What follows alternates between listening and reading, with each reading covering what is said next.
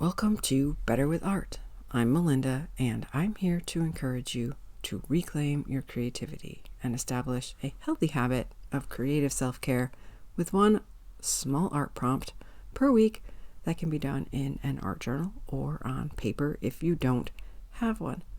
Last week, we created collage papers to be used in this week's project. So if you missed last week's video, you will want to click the link up in the corner or in the description to check out more of this paper painting. And there are different options for what you can do with it in your art journal. If you don't yet have one and are ready to invest in one, my top recommendation is in the description. If you are working on just paper, you can collect it in a folder. One of the benefits of an art journal is that it allows us to experiment and express ourselves without fear of what others will think.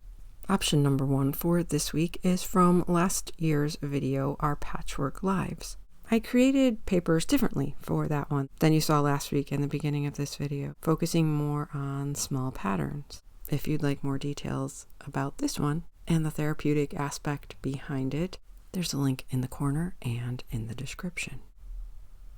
The other painted paper collage project from last year's 52-week art journal journey was inspired by Carle. If you're familiar with his work, you know he works with colorful, very textured, painted papers. If not, you can see some here. There's lots of great art inspiration on the shelves of the children's section of your local library. In order to do a collage like this, you need to be mindful of the shapes you'll need. You can check out more details of this particular project at the link in the corner or in the description. Here are the pieces I used to make my Carle inspired fish. I had a lot of fun with this small art project, both the painting of the paper and the creation of my collage. You are correct if you notice that it's not yet glued down here. Another place I used my painted paper on the 52-week art journal journey was my favorite things page. So many of this year's papers remind me of abstract landscapes, so I decided to run with that. I have my papers, and the two I have decided to put in my art journal. At this point, I was still thinking they'd kind of be one continuous picture, but that's not the way it worked out. Catalogs, if you have them, are great for gluing. You can both keep the glue off your work surface, and you can keep your paper neater by, if you have a lot of glue on your page, you can just turn it and start over. I have seen several people on YouTube and or Instagram who use this. It's been a while, so I can't tell you from whom I first saw it, but it is a convenient idea. I'm not going to keep talking through the whole thing, and I'm speeding up the process. You don't have to make a quilt. You don't have to make Carle inspired animals. They're both great ideas. You don't have to glue down an entire piece to cover a page. So there are a couple times as this went by where I slowed way down and was thinking too much, which is the opposite of what I was going for. Except for a couple of places where I had to cut straight edges, I only tore my paper. I wanted that white edge, so I was tearing the paper away from the edge I wanted white. If you want a clean edge, tear toward. So this first piece I tore actually kind of threw me off after I got it attached because it was after I had it adhered to my page that I noticed that it has a face and it looks like it's wearing orange pants with buttons. That really kind of threw me off because I wasn't trying to put a creature in my picture, but I kept going. And right off the bat, I went into planning after that first attachment. I thought, well, let's place some things and find out if we really want them there. We. Why am I doing the royal we? I did it. But as I mentioned, I wanted this to be more intuitive. Okay, I mentioned the concept, but I didn't use the word intuitive. I got back into not thinking too much about it, just enjoying the process. To be honest, I am not thrilled with the bottom page of this and the top page. Again, I thought it was all going to be one thing. Anyway, I really enjoyed tearing the pieces for the upper page.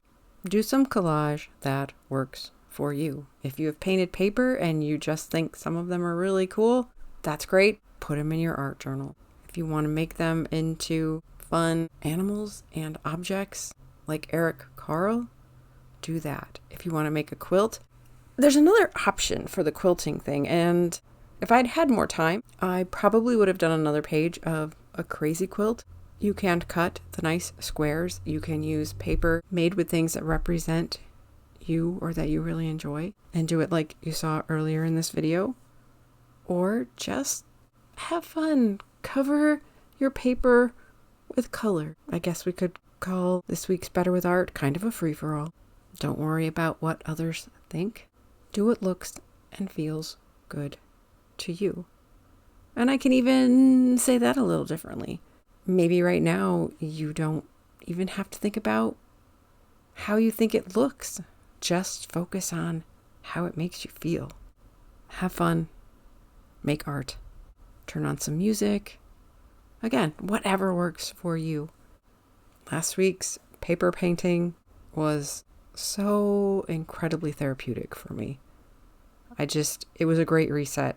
I mentioned when I shared it on social media and a little bit more about it in my weekly email, how I didn't just feel emotionally and mentally better at the end of the session. I actually felt physically better.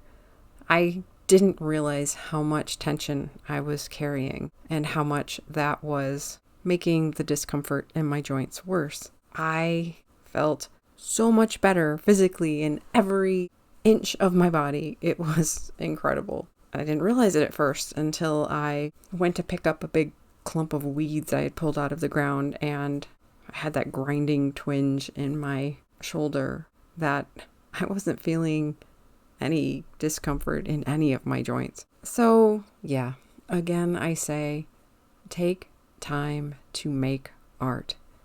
It's not a waste of time. We are wired for creativity, made in the image of the Creator. When we aren't taking time to express our creativity in ways that are meaningful to us and that we enjoy, we can't be as healthy. Physical art making isn't for everyone, but treatment of PTSD especially is showing that even people who don't consider themselves artistic can benefit from the act of art making. And for those of us who are wired to make art, we need to make art. I'm assuming if you've made it this far in the video, you are wired to make art, or at least enjoy watching other people making art. That can have its own therapeutic benefits. I enjoy that myself. I will be back next week with another small art prompt. If you would like to receive a writing prompt to go along with the week's video, or you would like to join the private Better with Art Facebook group, sign up at the link in the description. We're still quite small, but very encouraging. I love some of the interaction in there and the opportunity to give you the opportunity to share what you're making with a group that will only encourage you. We are also still in the 100 days of this 100-day project and my 100 collage papers. So I have a daily short of making a collage paper with a weekly Wednesday video that gives more details on each of the 7. And if you're new here and that sounds good to you, it's a good idea to subscribe so you won't miss my content that exists to inspire and encourage you to make art. Give me a thumbs up if you are feeling inspired to make some art, and share with someone else you know who needs a reminder that taking time to make art is not a waste of time. And I apologize for the times my head gets in the shot. As I said, I had fun tearing up paper to create those organic plant-like shapes. but I did not realize how many times I stuck my head under the camera.